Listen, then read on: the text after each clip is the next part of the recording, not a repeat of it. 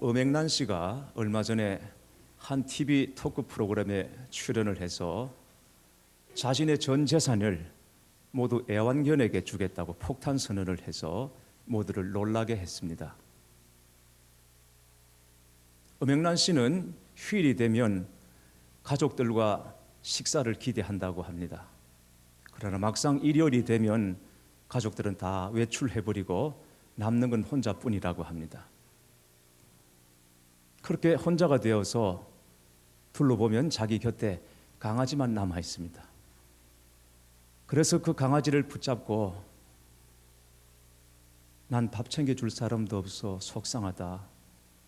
딸들도 나를 챙기지 않는다. 그렇게 하소연을 털어놓는다고 합니다.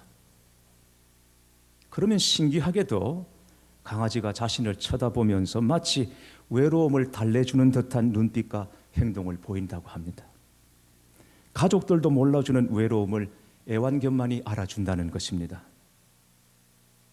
그래서 자신을 가만히 바라봐주고 이야기를 들어주는 강아지를 안고 역시 너밖에 없구나 이런 생각에 펑펑 운 적도 있다고 합니다. 그때 전 재산을 강아지에게 주고 싶다는 생각을 했다는 것입니다. 그랬더니 사회를 보던 한 개그맨 MC가 선생님의 개가 되겠습니다. 그리고는 무릎을 꿇었다는 거죠. 이 기사를 보면서 생각했습니다. 사람이 돈이면 전부인 줄 알고 돈이면 못할 게 없을 줄 알고 할 일 못할 일 다 하고 살지만 그러나 우리가 살아가면서 돈 가지고 할 수 있는 일이 생각만큼 그리 많지 않다는 것입니다. 모르겠습니다. 그분이 어느 정도 재산을 가지고 있는지 잘 모르겠습니다. 그러나 재산이 얼마든 그 돈 가지고 노년의 외로움 하나 해결할 수 없더라는 것입니다. 그녀만의 문제가 아닙니다. 모든 사람들의 문제입니다. 그런데 인생에는 외롭다고 느끼는 감정과는 비교도 할 수 없는 가장 근본적이고 본질적인 문제가 있습니다. 세상의 경험이나 지식이나 물질 가지고도 해결할 수 없습니다. 그게 무엇이겠습니까? 바로 영혼의 문제입니다. 사람은 영적인 존재입니다. 육체로만 살지 않습니다. 그렇기 때문에 영혼의 문제를 해결하지 않고 영혼의 문제를 외면하고 돈으로 무엇을 어떻게 해보겠다고 생각한다면 그 생각 자체가 어리석고 허망한 것이라고 하는 얘기입니다. 어느 날 예수님께서 말씀을 가르치고 계실 때에 한 사람이 무례하게 말씀을 가로막고는 자기 형이 아버지의 유산을 나누어 주지 않는다고 형에게 명해서 유산을 같이 나누게 해달라고 부탁을 합니다. 그런데 예수님은 그의 요청을 거부하십니다. 이 사람아, 누가 나를 너희의 재판장이나 물건 나누는 자로 세웠느냐? 그리고 오히려 탐심을 경계하고 물리치라는 취지로 하나의 비유를 말씀하십니다. 어리석은 부자 비유입니다. 한 사람이 어느 해에 곡식을 거두었는데 소출이 얼마나 많은지 즐거운 비명을 질렀습니다. 감당할 수 없을 정도의 많은 소출이었습니다. 부자는 곡식 쌓아둘 곳이 없어서 고민에 빠졌습니다. 그러다가 한 가지 해결책을 찾았습니다. 그 해결책은 곡간을 헐고 새로 더 크게 짓는 것이었습니다. 17절에 내가 곡식 쌓아둘 곳이 없으니 어찌할까? 곡식 쌓아둘 곳이 없으니 어찌할까? 하다가 18절에 내가 이렇게 하리라 했습니다. 여러분, 느낌이 어떤 것 같아요? 소출이 너무 많아요. 다 쌓을 수 없어요. 내가 이 곡식을 쌓아둘 곳이 없으니 어찌할까 고민하다가 내가 이렇게 하리라 했습니다. 어떤 느낌인 것 같습니까? 스스로 생각해도 놀랍고 만족할 만한 기발한 해결책이었습니다. 그렇게 해서 새 곡간에 곡식을 가득 쌓아두고 하는 말입니다. 또 내가 내 영혼에게 이르되 영혼아, 여러 해 쓸 물건을 많이 쌓아두었으니 평안히 쉬고 먹고 마시고 즐거워하자. 부자는 자신에게 말합니다. 영혼아, 편안히 쉬라. 영혼아 마셔라, 영혼아 누리라, 영혼아 즐기라. 이제 이 부자에게 남은 것은 편안히 쉬면서 인생을 즐기고 누리는 것밖에 없습니다. 인생 부족한 것도 없고 부러울 것도 없고 걱정 없습니다. 노년이 두렵지 않습니다. 완벽한 준비였습니다. 그러나 과연 그렇습니까? 이에 대한 하나님의 단호한 답변이 20절에 이어집니다. 어리석은 자여, 오늘 밤에 내 영혼을 도로 찾으리니 그러면 내 준비한 것이 누구의 것이 되겠느냐. 하나님은 세 마디 말씀으로 부자의 생각과 계획이 얼마나 어리석고 허망한 것인지를 분명히 말씀하십니다. 어리석은 자여, 남들 볼 때 부러울 것 하나 없는 이 사람을 하나님은 어리석은 자라고 말씀하십니다. 오늘 밤에 부자가 곡식 쌓아둘 곡간이 없어서 고민하다가 그 많은 곡식을 쌓아둘 새로 큰 곡간을 싣고 난 다음에 이제 향후 내가 이것을 즐기리라 생각하고 들떠있는 바로 그날 밤에 내 영혼을 도로 찾으리니, 재물은 자기 것인지 몰라도 영혼은 자기 것이 아닙니다. 하나님이 주인이십니다. 영혼을 주신 하나님이 그 영혼을 요구하시면 그날 밤 그는 죽게 될 것입니다. 그때 그의 소유는 누구의 것이 될지는 모르지만 확실한 것 한 가지는 그 많은 재산이 결코 그의 것이 되지는 않을 것이라는 것입니다. 예수님은 이 비유의 결론으로 자신을 위해서는 재물을 쌓지만 하나님께 부여하지 못한 자가 이 어리석은 부자와 같다고 말씀하십니다. 사랑하는 교회 여러분, 이 사람이 왜 어리석습니까? 부자이기 때문에 어리석습니까? 그렇지 않습니다. 성경은 가난을 미덕이라고 말하지 않습니다. 부를 죄악이라고 말하지 않습니다. 중요한 것은 가난하든 부유하든 인생이 자기 것이라고 생각하고 자기가 인생의 주인인 것처럼 살아서는 안 된다라고 말씀하시는 것입니다. 그는 소출이 하나님께로부터 왔다는 것을 몰랐습니다. 자신의 노력과 수고로 그 많은 것을 얻었다고 생각했습니다. 자신이 손수밭을 일구고 파종하고 땅을 돌보고 그리고 곡식을 거두었다고 생각했습니다. 그러니 그 재산이 전적으로 자신의 것이고 다른 누구에 대해서도 책임질 이유가 없다고 여겼던 것입니다. 물론 그가 일을 한 것은 사실이죠. 그러나 하나님의 도우심과 은혜가 없었다면 그 일이 가능했겠습니까? 병충해, 가뭄, 또 다른 자연재해 이런 것들이 한번 불어닥치면 이런 소출은 꿈에도 꿀 수 없습니다.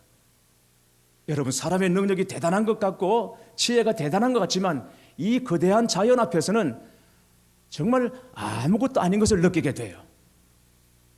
눈이 오니까 시골이나 저 미국이나 똑같더라고요. 어쩔 수가 없이 그냥 고립되고 묶이는 수밖에 없는 것이죠. 시골만 그런 줄 알았습니다. 아닙니다. 미국도 그렇더라고요. 비가 오면 비가 오는 대로, 비가 안 오면 안 오는 대로 어쩔 수가 없습니다. 산에 불 한번 놔보십시오. 그거 어떻게 끕니까? 모든 소방대원들, 소방자재가 다 동원돼도 그 불 못 끕니다. 안 됩니다. 우리나라도 그렇지만 미국도 그렇더라니까요. LA, 샌프란시스코 이런 데 하면 불 나니까 어쩔 수가 없더라는 것입니다. 어떻게 합니까? 그냥 하나님께서 하늘을 여시고 비를 뿌리셔야 그 불이 꺼지는 것입니다. 그는 어떻게 녹입니까? 하나님께서 기온을 올려주셔야 하는 것입니다. 자기 힘으로 할 수 있는 것이 아무것도 없는 것이죠. 그런데도 이 부자는 그것을 깨닫지 못했습니다. 그래서 가만히 보면 오늘 본문에서 가장 많이 나오는 단어가 내가라고 하는 1인칭 대명사입니다. 내가라고 하는 말이 이 짧은 구절 안에 무려 6번이나 나옵니다. 내가 나라는 것이 얼마나 강조되어 있는지 몰라요. 여러분, 사람은 관계 속에서 존재하는 거예요. 하나님과 관계 속에서 내가 사는 거예요. 이웃과 관계 속에서, 사람과 관계 속에서 우리가 사는 것입니다. 그리고 그 관계 안에서 우리는 진정한 행복을 누리게 되는 것입니다. 그러나 이 부자는 자기만의 세계 속에 갇혀서 살아가고 있습니다. 하나님이 그의 소출을 주신 것은 사실입니다. 그러나 하나님만이 아닙니다. 이웃도 그를 도왔습니다. 이웃의 도움이 아니었으면 이런 소출은 꿈에도 꿀 수 없습니다. 이루어질 수 없는 것입니다. 물질을 볼 때 창을 통해서 보는 사람이 있고 거울을 통해서 보는 사람이 있습니다. 거울을 통해서 보면 거울은 자기 자신만 보여줍니다. 그래서 자기 노력, 자기 땀, 자기 능력, 자기 실력 이런 것만 보는 것이죠. 결국 거울을 통해서 보니까 자기밖에 안 보여요. 그러니까 모든 것을 다 자기가 누려야 하는 것이죠. 반대로 창을 통해서 보는 사람은 다른 사람이 보입니다. 내가 가지고 있는 이것, 이게 도대체 어디서 왔는지, 이 여건이 어디에서 주어졌는지, 내가 알지 못하는 중에 나보다 먼저 이미 쌓아놓은 사람이 있지는 않았는지, 그러면서 도운 사람들을 생각하고 주변 사람들을 생각하기 시작하는 것입니다. 그런데 이 사람의 생각 속에는 오직 자기밖에 없습니다. 이웃이 없습니다. 곡식을 거두어서 곡간에 쌓아두었으면 나머지는 뭐가 걱정입니까, 여러분? 그게 무슨 고민입니까? 곡식을 많이 거두었습니다. 곡간이 있습니다. 거기 쌓았습니다. 남는 게 왜 걱정이죠? 남는 건 이웃과 나누면 되지 않습니까? 그걸 은사라고 말하는 것입니다. 은사는 뭐냐? 내가 남들보다 하나 더 가진 것이 은사입니다. 남들은 갖지 못했는데 나는 그걸 가졌습니다. 크든 작든 내가 남들보다 하나 더 가진 것이 있습니다. 그게 은사라는 것입니다. 하나님께서 우리에게 은사를 왜 주시죠? 그 은사를 가지고 하나님의 은혜를 나누라고 주는 것이 은사인 것입니다. 그게 사명이에요. 사명이 뭐예요? 하나님께서 남들보다 하나 더 갖게 하신 이 은사 가지고 내게 주신 하나님의 은혜를 나누는 것, 이게 사명인 것입니다. 그렇게 사는 사람을 사명자라고 말하는 것입니다. 여러분, 멋있습니다. 그리스도인의 삶이라는 것은 아주 멋있는 거예요. 하나님께서 내게 주신 것으로 만족하고 감사하고 그리고 남는 것으로 섬기는 것. 사명자, 사명 대단한 거 아닙니다. 아주 사소한 것이고 내 삶에서 찾아보면 얼마든지 있습니다. 그거 가지고 남을 섬기는 것이죠. 하나님 우리를 그렇게 부르셨어요. 사명자로 부르셨어요. 그런데 이 사람은 은혜를 나누는 대신에 자기 곡간을 더 크게 짓는 것으로 해결책을 삼았다고 하는 것이죠. 오늘 말씀에서 우리가 놓치지 말아야 할 것이 하나 있습니다. 이 부자가 헐어버리려고 하는 곡간도, 새로 지으려고 하는 곡간도 하나가 아니라 다수라고 하는 것입니다. 헐어버릴 곡간, 그리고 새로 지을 곡간, 이 헬라어 원문에 보면 복수 명사로 되어 있습니다. 그러니까 헐어버릴 곡간들, 새로 지을 곡간들입니다. 이미 곡간이 많아요. 그런데 그걸 헐어버렸어요. 그리고 다시 큰 곡간들을 여러 개 다시 만들었습니다. 오직 자기만을 위해서. 자기만을 위해서 곡간을 헐고 자기만을 위해서 곡간을 지었던 것이죠. 교회 여러분은 우리 사람의 몸의 중심이 어디라고 생각하십니까? 사람의 몸의 중심이 어디죠? 어떤 자매는 몸의 중심이 배꼽이라고 생각하고 하나님께 중심을 보이겠다고 늘 배꼽티를 입고 다닌다고 그러죠. 우리 몸의 중심이 뭐죠? 심장? 뇌입니까? 손입니까? 발입니까? 사람의 몸의 심장은 아픈 곳입니다. 아픈 곳에 온 신경이 다 가기 때문입니다. 몸이 아프면 거기를 배려해서 움직이게 됩니다. 다리 한쪽이 아파 보십시오. 이 아픈 다리에 무리를 안 주려고 성한 다리 쪽에 힘을 주게 되는 것입니다. 이 다리를 보호하고 배려하는 것입니다. 그래서 사람의 몸의 중심은 아픈 곳이죠. 교회의 중심은 어디입니까? 세상의 중심은 어디입니까? 아픈 곳입니다. 여러분이 세상의 중심에 서기를 원하신다면, 세상의 중심으로 변두리가 아니라 중심에서 살기 원하신다면 아픈 곳으로 가셔야 합니다. 우리 예수님께서 그렇게 사시고 그 삶을 먼저 보여주셨습니다. 이 부자가 어리석다고 말하는 또 하나 이유가 있습니다. 하나님께서는 물질을 잘못 사용한 것 때문에 이 부자를 어리석은 부자라고, 어리석은 자라고 부르신 것만은 아닙니다. 사실상 그것은 주된 이유가 아닙니다.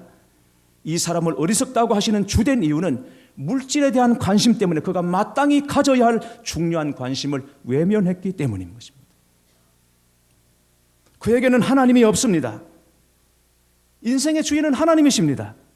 그런데 부자는 자기가 자기 인생의 주인이라고 생각했습니다. 영혼도 자기 것인 줄로 알았습니다. 그래서 오늘 말씀 보면 내 영혼아, 내 영혼아, 거듭해서 자기 영혼을 향해서 말하고 있지만 결국 그는 자기 영혼을 위해서 할 수 있는 것이 아무것도 없었습니다. 보십시오. 하나님께서 부르시면 끝입니다. 거두시면 끝나는 것입니다. 그런데도 자기 영혼을 향해서 쉬라, 먹으라, 마시라, 즐기자 이런 얘기를 하고 있지. 그러니 얼마나 어리석습니까? 영혼을 주신 이도 하나님이시고 그 영혼을 거두신 이도 하나님이신 것을 몰랐던 것이죠. 교회 여러분, 오늘 하나님께서 나를 부르시면 내가 흙으로 돌아갈 수밖에 없다는 존재라는 것을 우리 결코 잊으시면 안 됩니다. 우리 어떻게 살아야 합니까? 우리 모든 것이 하나님의 것임을 고백하고 사는 것입니다. 날마다 이 고백으로 살아야 합니다. 범사의 여호와를 인정하고 살아야 하는 것입니다. 내 것이 없습니다. 내 생명조차 소유권이 하나님께 있음을 여러분 잊지 마시고 명심하시기를 바랍니다. 주일 성수 왜 강조합니까? 빠져도 되고 어쩌다 보면 부득이하게 드리지 못할 수도 있는 거죠. 그런데 왜 주일 성수를 강조하는 것이죠? 주일에 예배 드림으로 내 생명이 하나님의 것이라고 인정하는 것입니다. 내게 주어진 이 시간이 하나님의 것임을 인정하고 한 주간의 첫 시간을 하나님께 드리는 것입니다. 여기에 주일 성수의 의미가 있습니다. 어렵습니다. 그러나 이게 신앙입니다. 11조가 무엇입니까? 10분의 1을 하나님께 드리는 거죠. 왜? 다 하나님께로부터 왔으니까. 다 하나님이 주신 것이니까. 내 모든 것을 하나님께서 주셨고 그리고 하나님께서 내 모든 것을 책임져 주신다. 이걸 믿고 인정하고 드리는 것이 11조 헌금입니다. 제가 우리 학생들 그리고 청소년들에게 11조를 강조하는 이유가 바로 여기에 있습니다. 용돈 받았을 때 알바에서 몇 푼 벌 때 바로 지금 11조 훈련 제대로 안 하면 나중에 진짜 제대로 수입이 생길 때는 겁이 나서 못하게 됩니다. 왜? 푼돈 가지고 나누는 것보다는 나중에 큰 돈이 생겼을 때 그거 떼면 너무 크게 느껴지고 이것 드리면 생활 못한다 하는 겁이 찾아오기 때문에 지금부터 용돈 받아 쓰고 몇 푼 알바해서 벌 때 이때 정확하게 10분의 1 구별해서 드리지 않으면 나중에는 진짜 못하게 되는 것이죠. 그래서 우리 학생들 청년들에게 기회 있을 때마다 11조 해라. 부모라면 자녀들이 신앙생활 잘해주기를 누구나 다 바라실 테죠. 세상적인 성공도 좋지만은 그걸 넘어서 믿음의 명가 여러분께서 세우기 원하신다면 부모님들의 11조 생활 점검해 보시라고 저는 말씀드립니다. 그거는 신앙과 별개라고 생각하셨죠. 기도 열심히 하고 말씀 열심히 보고 교회 출석하면 된다고 생각하셨죠. 그렇지 않습니다. 돈 문제가 아닙니다. 정확하게 11조 하고 안 하고는 진짜 하나님을 살아계신 하나님으로 내가 믿나 안 믿나 하는 믿음의 문제입니다. 그 믿음과 정직함의 터 위에서 믿음의 명문 세대가 나오는 것입니다. 그냥 나오는 거 아닙니다. 내 보물이 있는 그곳에는 내 마음도 있느니라. 주님께서 아주 정확하게 보고 계십니다. 우리 마음이 어디에 있는지 말입니다.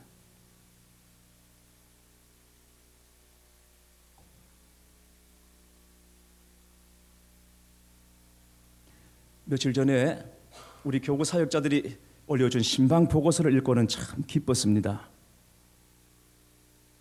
한 집사님이 금년에 11조를 하기로 결단했다고 했습니다.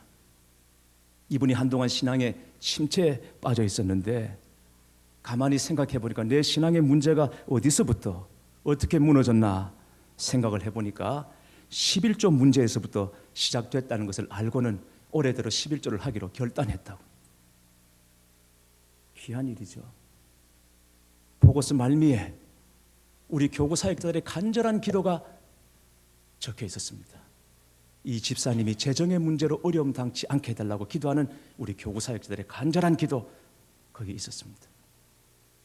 모르겠습니다. 이 집사님이 11조를 얼마나 하게 될지 그건 중요하지 않아요.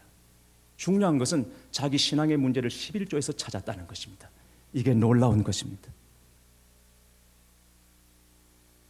요즘 히브리서를 묵상하면서 느끼는 게 많습니다. 지난 목요일, 금요일에 히브리서 11장 믿음장을 묵상하고 기도하는 중에 하나님께서 진짜 믿음은 하나님을 경외하는 것 외에 다른 어떤 것도 무서워하지 않는 것, 그게 진짜 믿음이라고 제게 말씀해 주셨습니다. 무엇이라고요? 한 분 하나님을 경외하고 다른 어떤 것도 무서워하지 않는 것, 그게 질병이든 그게 가난이든 그게 사람이든 환난이든 어떤 것이든 내가 하나님을 경외함으로 다른 것은 무서워하지 않는 것, 이게 진짜 믿음이고 제게 그 믿음을 구하라고 주님께서 말씀하셨습니다. 히브리서 11장에 보면 이 믿음의 모델이 될 만한 선진들의 이름이 쭉 기록되어 있습니다. 노아가 믿음으로 방주를 만들었습니다. 여러분, 성경 너무 쉽게 보시면 안 됩니다. 노아의 이야기가 짧게 기록이 되어 있지만 거기에는 노아의 굉장히 많은 이야기, 많은 인생의 고민들, 어려움들, 주님 앞에서 그가 씨름했던 많은 것들이 그 속에 숨겨져 있습니다. 하나님께서 노아에게 방주를 만들라고 하셨습니다. 120년 동안입니다. 비가 안 오는 곳입니다. 강가가 아닙니다. 바닷가가 아닙니다. 산 중턱입니다. 거기에서 노아에게 배를 만들라고 하셨습니다. 그리고 그 결말을 다 알지도 못합니다. 배를 만드는 중에 이따금 찾아오는 회의, 내가 왜 일을 하는 걸까? 내가 도대체 무슨 짓을 하는 걸까? 육신적으로 지치고, 그러나 그보다는 주변 사람들로부터 미친 노인 취급당하고 이상한 가족으로 취급을 당하는 것, 두려운 일입니다. 쉽지 않은 일입니다. 결말을 알 수도 없습니다. 그런데 노아는 묵묵히 하나님께서 명하신 대로 믿음으로 방주를 만들었습니다. 그랬더니 마침내 하나님의 물심판이 시작되었고 노아의 8 식구는 방주 속에 들어가 있더라는 것입니다. 아브라함은 100세에 그의 아내 사라가 90세대 아들 이삭을 얻었습니다. 이 사건은 아브라함 생애의 기념비가 될 만한 사건입니다. 기적 중의 기적입니다. 그러나 그보다 더 중요한 사건이 있습니다. 무엇입니까? 아브라함이 75살 되던 해에 하나님께서 그를 찾아가시고 그를 떠나라고 소명하셨다는 것입니다. 아브라함은 하나님을 만날 때 떠나라는 말부터 먼저 들었습니다. 거기를 떠나라, 일어나라, 챙겨라, 가라, 하나님으로부터 떠나라는 말씀을 들었습니다. 여러분, 쉽지 않습니다. 75년을 거기서 살았습니다. 사람이 작은 습관 하나 바꾸기 쉽지 않습니다. 저는 비교적 컴퓨터 앞에 많이 앉아있기 때문에 타이핑을 해야 될 시간이 많아요. 그런데 저는 아직도 손가락 하나 가지고 주로 치고 있습니다. 많이 쓰면 2손가락입니다. 나머지 3손가락은 쓸 줄을 몰라요. 그런데 오래 하다 보니까 이게 더 빨라요. 물론 빠르지는 않겠죠. 5손가락을 다 치면 훨씬 빠르겠죠. 그런데 이게 쉽게 바뀌지를 않습니다. 그거 바꾸려고 노력을 해보는데 그것보다는 다른 게 쓰는 게 낫겠다 싶어서 그냥 한 손가락 가지고 열심히 찍고 있습니다. 쉽지 않습니다. 75년 동안 살던 땅 떠나라고 말씀하셨을 때 거기를 떠나는 일이 쉽지 않습니다. 그러나 아브라함 떠났습니다. 어딘지 모릅니다. 방향, 목적지 모릅니다. 그냥 하나님께서 지시할 곳으로 가는 것입니다. 그렇게 가다 보니까 가나안 땅에 이르렀습니다. 거기서 나그네로 살았습니다. 이방인으로 살았습니다. 그리고 죽었습니다. 그걸로 끝입니다. 그게 답니까? 그런데 결국은 그 땅이 하나님께서 약속하신 후손의 땅이 되었고 이스라엘 백성의 땅이 되더라는 것입니다. 믿음 가지고 사는 일 쉽지 않습니다. 돈 가지고 있으면 해결될 일이 훨씬 더 많아 보입니다. 그러나 믿음 가지고 살려고 그러는데 믿음 가지고 사는 일은 진짜 되는 일 하나도 없는 것처럼 그렇게 보일 수도 있습니다. 그러나 믿음으로 한 걸음 한 걸음 걷다 보면 마침내 우리가 소원의 항구에 다다르게 된다는 것이죠. 그래서 믿음은 하나님 외에 다른 어떤 것도 두려워하지 않고 오직 하나님만 경외하고 철저하게 하나님만으로 내 인생의 주인으로 삼는 것인 줄 믿으시기 바랍니다. 우리도 언젠가는 가지고 있던 것을 다 남기고 떠나야 합니다. 지금 여러분 가지고 계신 것을 선용하시든지 오용하시든지 지금 우리에게 있는 것이 다 우리 것이라고 해도 언젠가는 다 내려놓고 우리를 지으신 하나님 앞에 벌거벗은 채로 서게 될 것입니다. 여러분은 그날에 어떻게 설 것입니까? 하나님을 가장 첫 자리에 모시고 물질은 하나님의 일을 하기 위해서 하나님께서 내게 주신 선물로 여기는 자로 여러분 서시겠습니까? 아니면 많은 사람들처럼, 세상의 많은 사람들처럼 물질에만 정신이 팔려서 다른 것 다 빼앗기고 소망 없는 자로, 부끄러운 자로 여러분 서시겠습니까? 지금부터, 오늘 이 시간부터 사랑하는 교회 여러분, 다음이 아니라 오늘 이 시간 지금부터 우리가 하나님 앞에 다 부유한 자로 사시게 되시기를 주님의 이름으로 축원합니다.